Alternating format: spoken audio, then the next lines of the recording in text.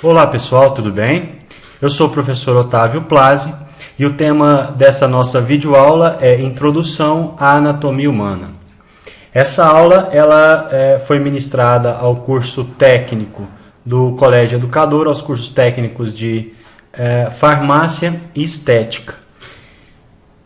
Na verdade, nós até já temos aqui no blog, aqui no YouTube, uma aula bastante semelhante a essa, mas como houve algumas atualizações, né, adicionei algumas informações, alguns slides, eu estou regravando esta videoaula, ok? Então o tema da videoaula é Introdução à Anatomia Humana. E a melhor forma de nós introduzirmos o estudo da anatomia, na verdade, é comentarmos um pouco a respeito dos registros históricos referentes a essa disciplina. Bom, os primeiros registros anatômicos, eles datam em torno de 500 anos antes de Cristo, né? Em que um desenhista italiano, né, um cientista italiano, ele fez alguns relevantes desenhos, porém dissecando animais, né, e não dissecando humanos. Essas dissecações elas foram retratadas, óbvio que de forma bastante precária, de bastante início, mas é a primeira das notificações que se tem notícia a respeito da anatomia. Posterior a isso, né, no século III a.C., houve grandes avanços, né, relativos ao estudo da anatomia. Em 150 a.C., as dissecações humanas foram proibidas, né, e aqui por bastante influência, bastante força da igreja.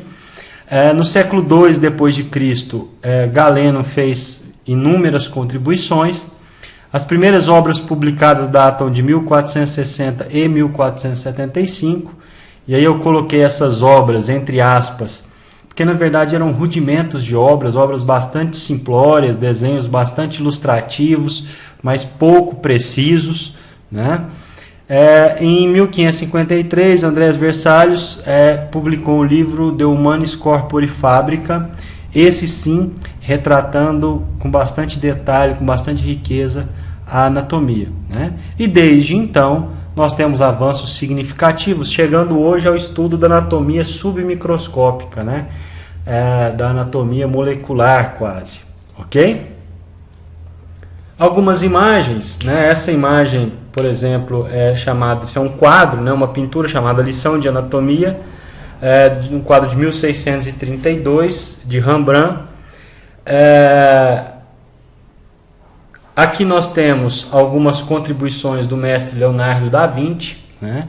E aqui vale um referencial para que você, por curiosidade, que você busque a biografia do Leonardo da Vinci, que estude esse cientista, realmente um dos grandes gênios da nossa humanidade, né? Aqui nós estamos vendo o retrato, né, o desenho de um feto na cavidade uterina. Se observa que realmente o bebê está na posição fetal, né? Retratado com bastante clareza. Aqui a gente começa a ver um tecido com algumas projeções, a descrição de alguns outros tipos de tecidos corporais, todos os desenhos muito bem detalhados, muito bem feitos, né?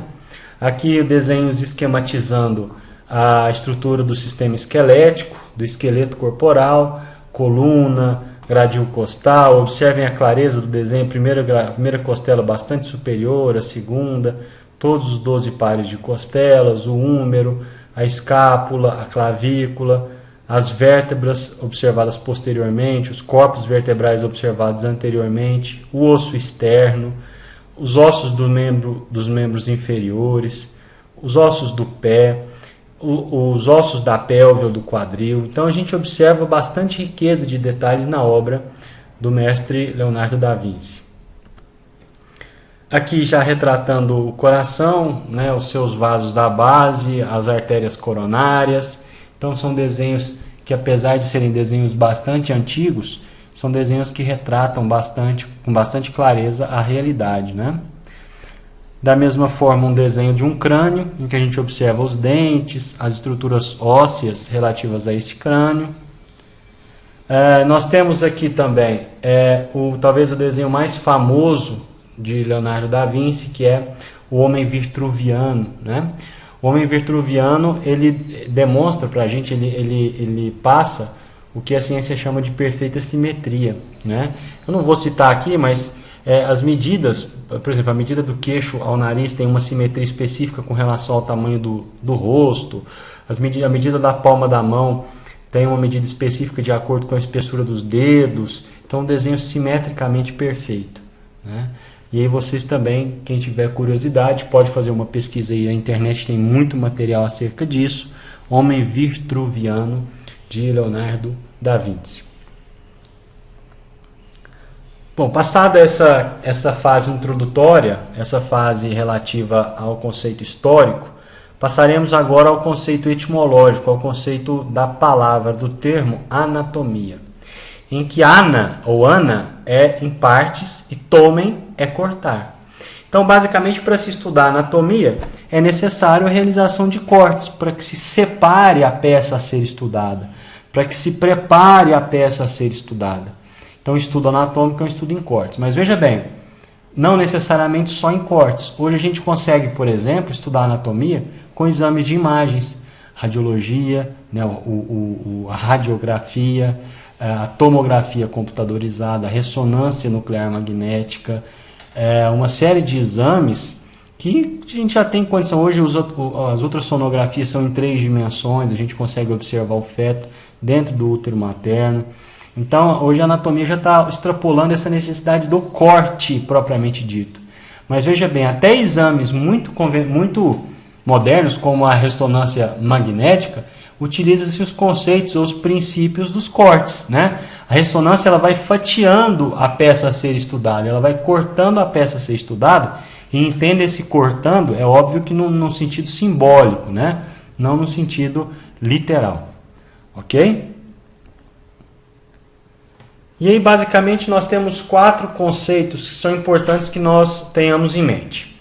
O que é normal para a anatomia? Normal para a anatomia é aquilo que está presente na maioria da população estudada. Então, é normal, anatomicamente falando, que nós tenhamos, por exemplo, 12 pares de costela. É normal que nós tenhamos 5 vértebras lombares, 12 vértebras torácicas e assim sucessivamente. É normal que nós tenhamos 2 fêmures, um fêmur do lado esquerdo e um fêmur do lado direito. Então, esse é o normal da anatomia. Um outro conceito é o conceito de variação anatômica. A variação anatômica, ela é uma variação da forma sem o prejuízo da função. Então, veja bem, variação anatômica, alteração da forma, sem prejuízo da função. E aí nós temos, por exemplo, ossos extranumerários. Tem pessoas que ao invés de ter 5 dedos na mão, tem 6. Mas aí você deve, antes de saber se é uma variação ou uma anomalia, você deve perguntar assim, esse dedo a mais atrapalha a função da mão? Se a sua resposta for não, isso é uma variação anatômica. Se a sua resposta for sim, isso é uma anomalia. Então, já definindo a anomalia, é a alteração da forma e da função. Então, pessoas que nascem, por exemplo, com 5 dedos da mão unidos. Isso não é uma variação anatômica, isso é uma anomalia. Os dedos precisam ser separados para que você tenha movimentos de pinça, para que você tenha alguns movimentos muito específicos. No caso de uma anomalia anatômica, esses dedos ficam unidos, consequentemente você não faz movimentos de pinça. Então, isso não é uma alteração da forma sem prejuízo da função. É uma alteração da forma com prejuízo da função. Ok? E o último dos conceitos é a monstruosidade, que normalmente é uma alteração da forma incompatível com a vida, ou compatível com a vida muito restrita. Então, uma criança, por exemplo, que nasce acéfala, né, sem o cérebro, ou sem metade do cérebro, ou com a medula para fora, isso é uma monstruosidade. Ok? E aí, quando a gente pensa em anatomia, nós temos uma tendência a pensar em órgãos, né? Mas, na verdade, o órgão é parte de um princípio fundamental, e o princípio fundamental é a célula. A célula, ela tem uma ciência que estuda somente a célula, chamada citologia. Logia, estudo, cito, relativo à célula. Quando eu tenho um conjunto de células, eu tenho um tecido. A ciência que estuda os tecidos corporais é chamada de histologia.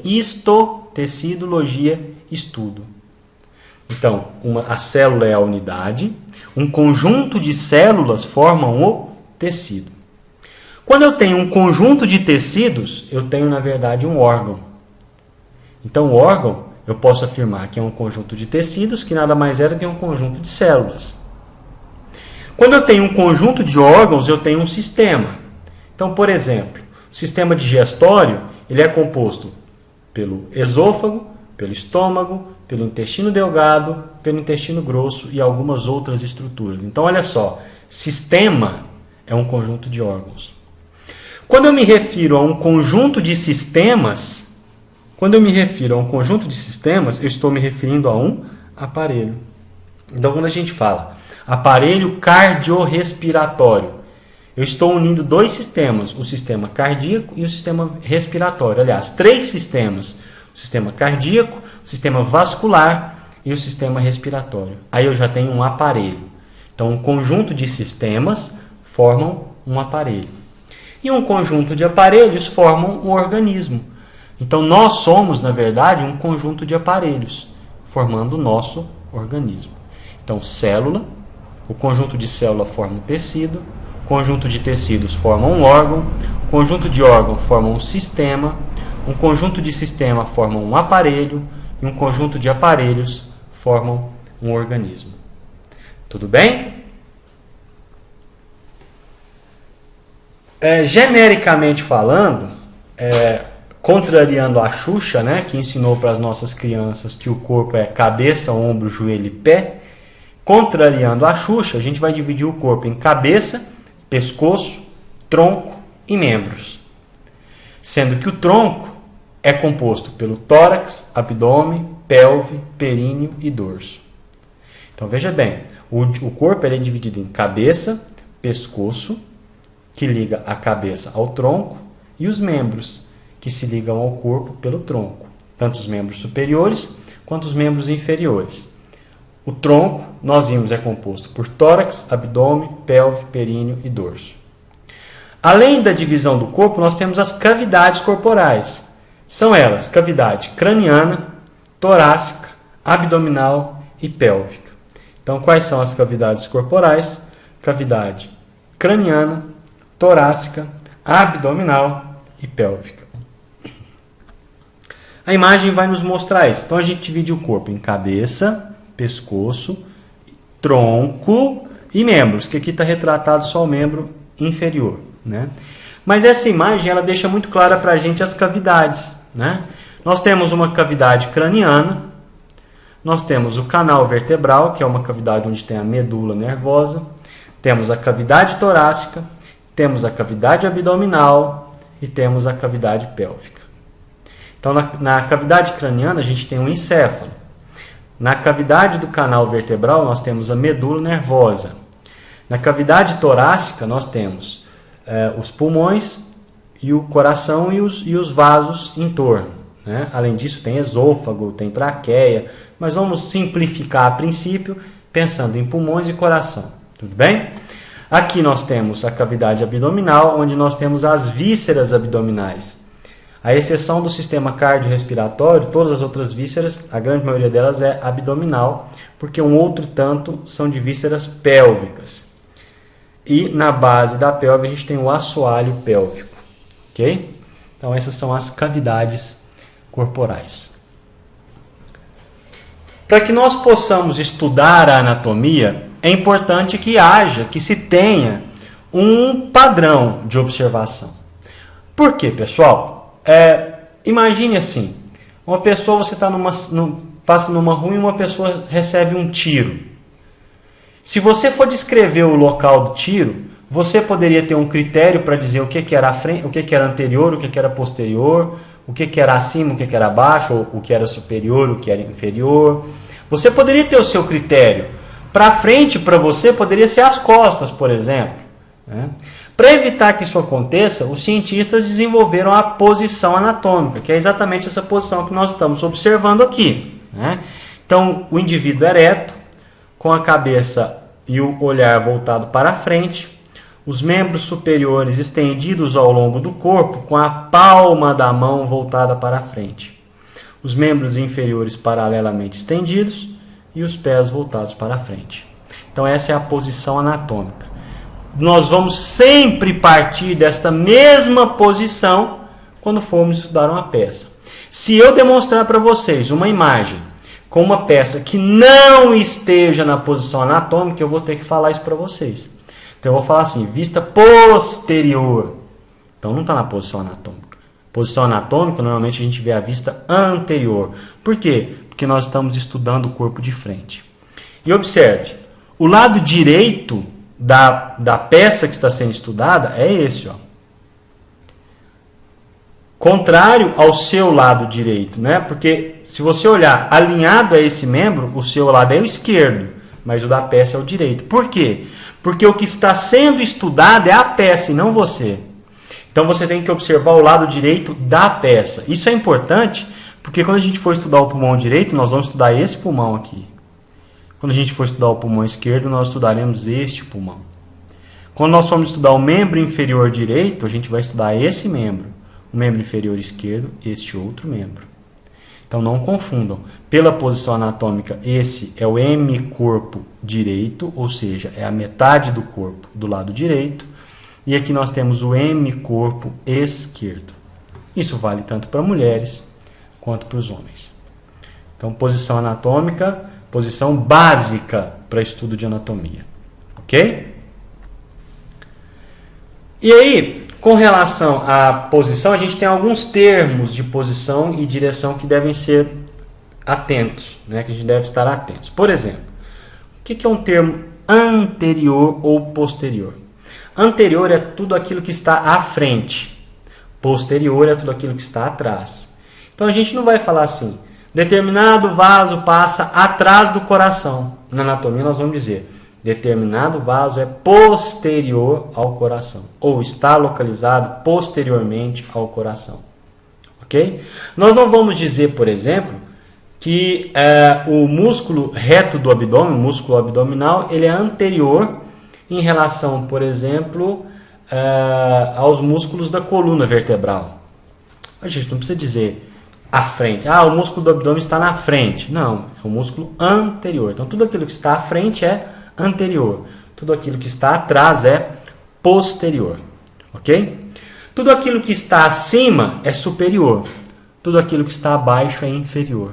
Então, se nós compararmos, um exemplo, a cabeça e o joelho, nós podemos dizer que a cabeça é superior e o joelho é inferior. Ok? Agora, veja bem, se eu comparar o joelho e o tornozelo, o joelho passa a ser superior e o tornozelo inferior. Tudo aquilo que está mais acima do que outra estrutura é superior. Tudo aquilo que está mais abaixo é inferior. Medial, lateral e intermédio são noções de posição que levam em consideração aquilo que está no meio, aquilo que está na lateral e aquilo que está entre os dois. Ok? Nós vamos estudar isso com mais detalhes quando a gente for estudar os ossos, por exemplo. Então, a princípio, guardem isso. Aquilo que está mais próximo do meio, aquilo que está mais afastado do meio, aquilo que está próximo ao meio é medial, ou na região mediana é medial, aquilo que está na região lateral é lateral, e aquilo que está entre os dois é intermédio. Ok? Proximal e distal. Proximal é aquilo que está próximo.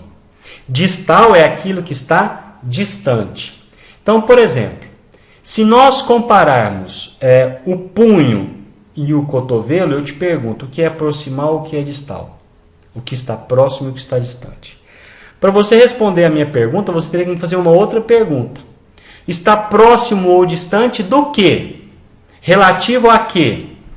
Por exemplo, para você falar que se você mora na região mais central, ou mais proximal, ou mais periférica, existe um centro de referência, que é o comércio da sua cidade. O comércio da sua cidade é a região central da cidade. Se você mora perto do comércio, você mora mais proximal. Se você mora mais distante, você mora mais distal.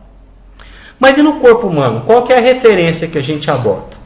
No corpo humano, a referência que nós adotamos são as grandes articulações, como por exemplo o ombro e o quadril.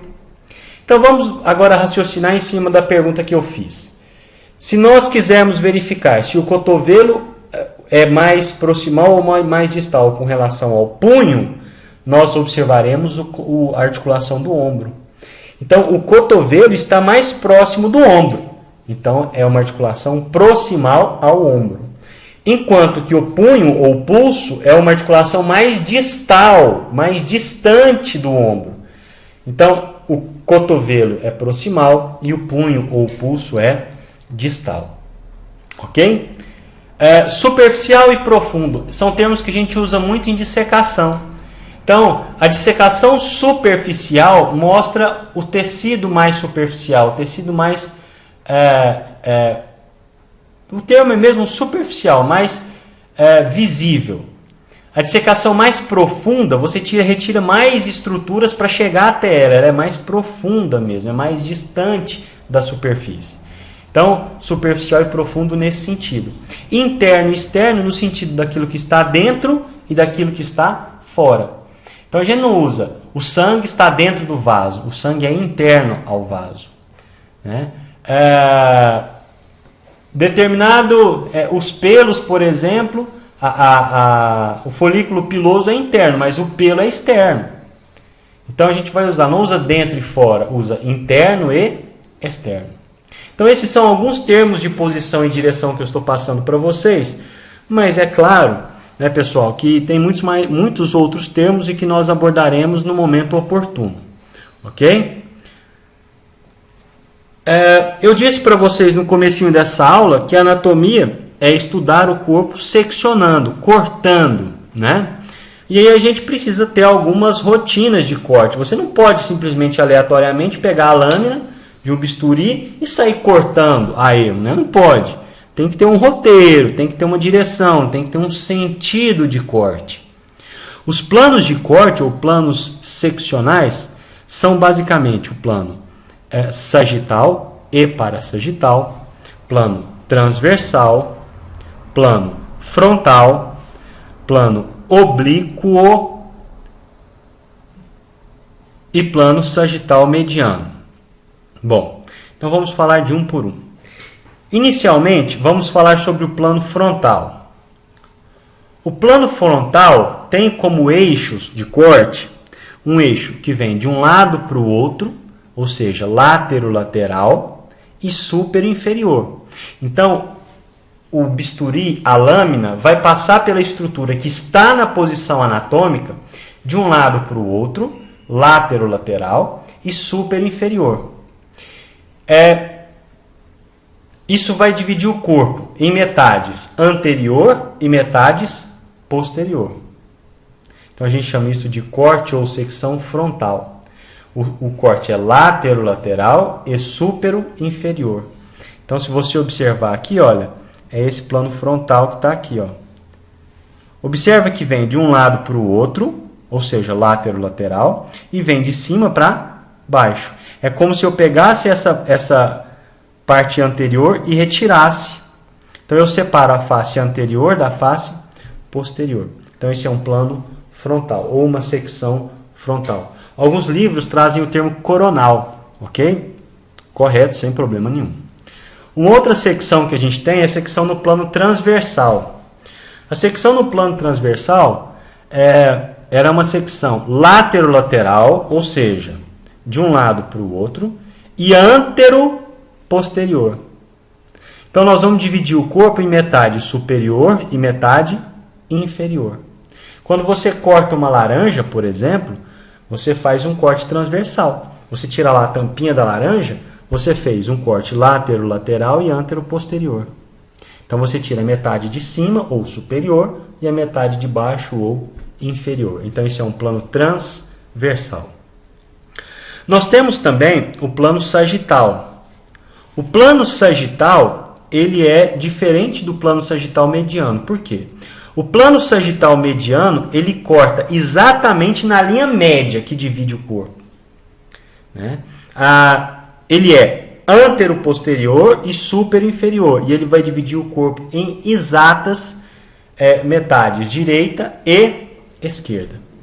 Então, no plano ou no corte sagital mediano, vai dividir o corpo em metade direita e metade esquerda, porque o corte é antero-posterior e superior-inferior, exatamente na linha média.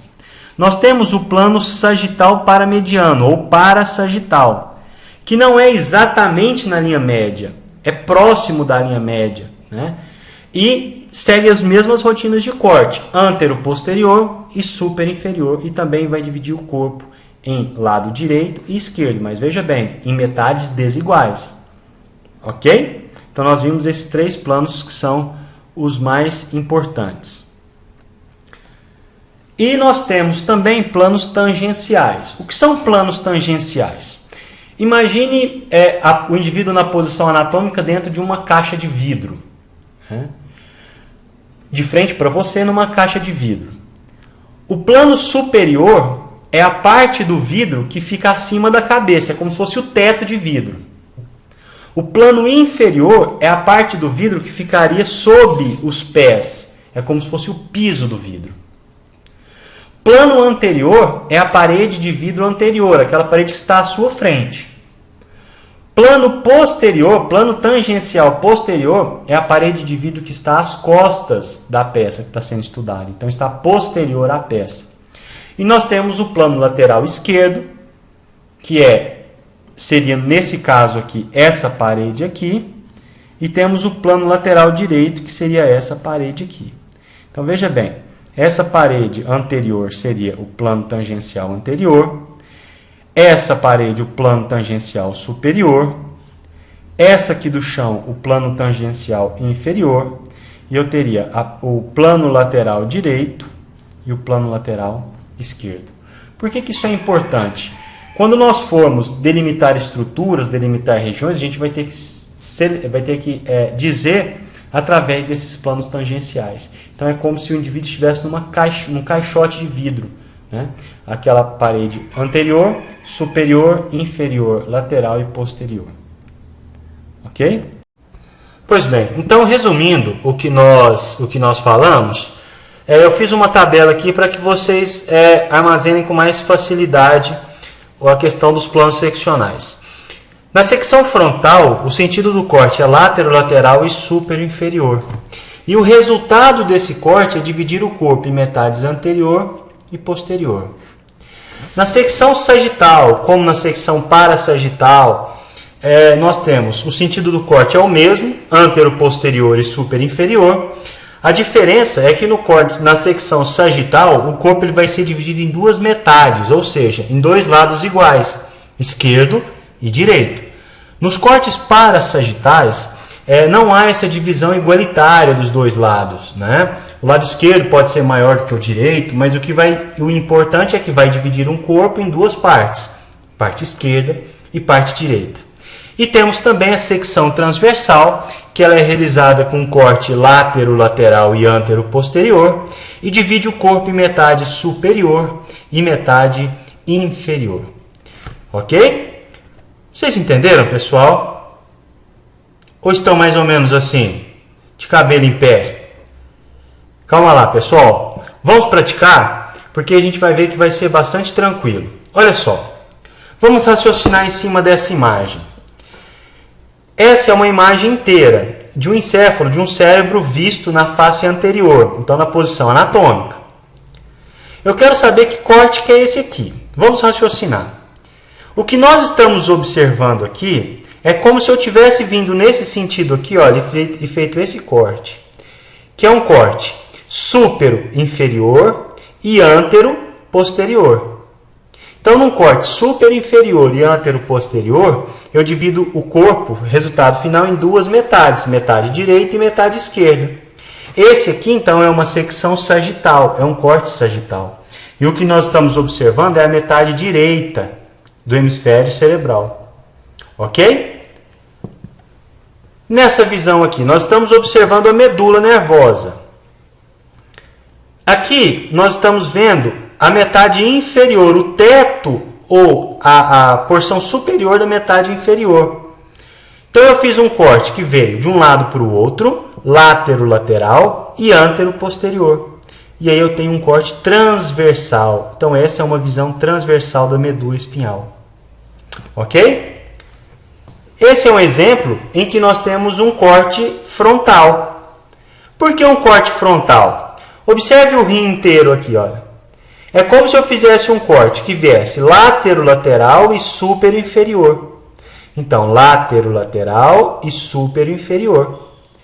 Aí eu vejo, divido o corpo em metades anterior e metade posterior. E aqui eu estou observando a metade posterior. Então aqui nós temos uma secção, um corte frontal. E aqui? Isso é uma face. Na verdade é uma hemiface. A hemiface direita, né? Então só de saber que é uma hemiface, que é a metade de uma face, e a metade direita eu já sei que é um plano ou uma secção sagital. Ok? Bom, pessoal, assim a gente finaliza essa primeira aula que foi ministrada aos cursos técnicos de farmácia e estética do Colégio Educador, ministrada por mim. Eu espero que essa aula lhe seja útil para os seus estudos e para os demais alunos de outros cursos de outras cidades que puderem usufruir. Aqui estão os meus contatos e em breve postaremos novas videoaulas. Um grande abraço a todos e muito obrigado.